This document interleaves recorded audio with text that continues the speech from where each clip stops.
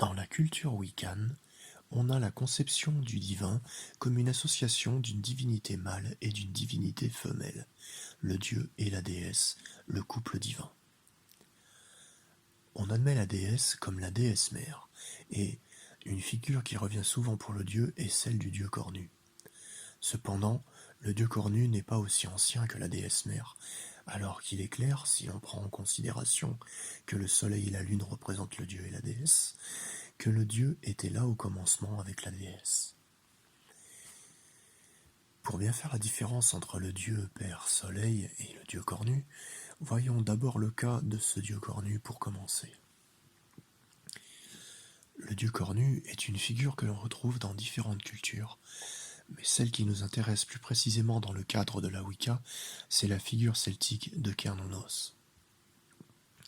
Cernunnos est représenté comme un être anthropomorphe avec des bois de cerf sur la tête, d'où le nom de dieu cornu. On trouve des preuves archéologiques de son existence chez les Celtes, comme le chaudron de Gundestrup qui date du 1er siècle avant notre ère. Mais ce qui a valu que l'on associe le dieu cornu à la déesse mère, c'est une peinture préhistorique datant d'à peu près il y a 36 000 ans et qui représente un personnage avec une coiffe de cerf.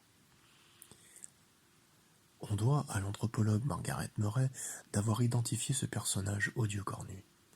Cependant, l'ensemble des autres spécialistes considèrent qu'il s'agit d'un chaman ou sorcier qui exécute une danse pour favoriser une bonne chasse, et en aucun cas une divinité.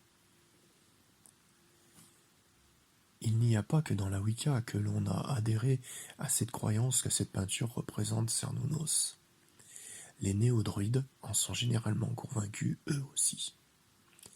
Toutefois, avec un peu d'honnêteté, on ne peut que reconnaître que saute aux yeux la similitude en tout point avec les rites des Indiens d'Amérique qui accomplissaient de pareilles danses avec une coiffe de bison pour provoquer la réussite avant de partir à la chasse. Et les rites chamaniques des Indiens d'Amérique sont parmi les meilleures traces des rites de nos lointains ancêtres de la préhistoire que nous ayons.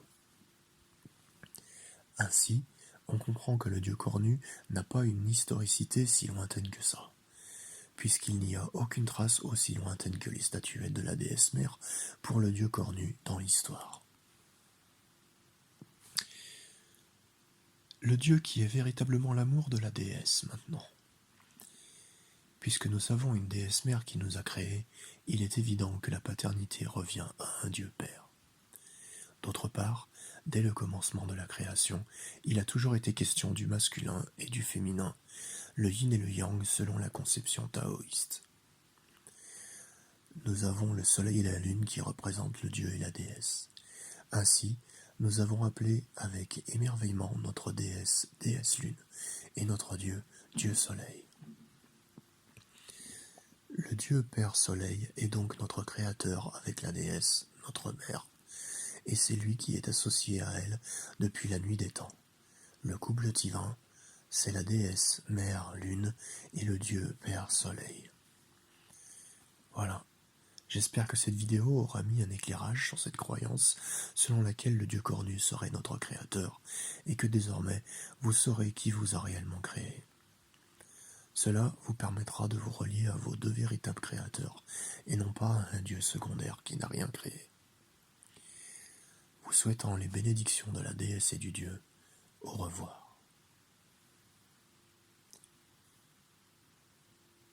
En post-scriptum de cette vidéo, je voudrais rappeler qu'il y a une vidéo consacrée à nos créateurs sur YouTube qui s'intitule « La déesse et le dieu », ainsi qu'une vidéo qui renseigne le texte sacré qui parle d'eux, vidéo qui s'intitule « Taoïsme et Wicca, la déesse est le Tao ». Vous retrouverez ça sur ma chaîne YouTube. À bientôt.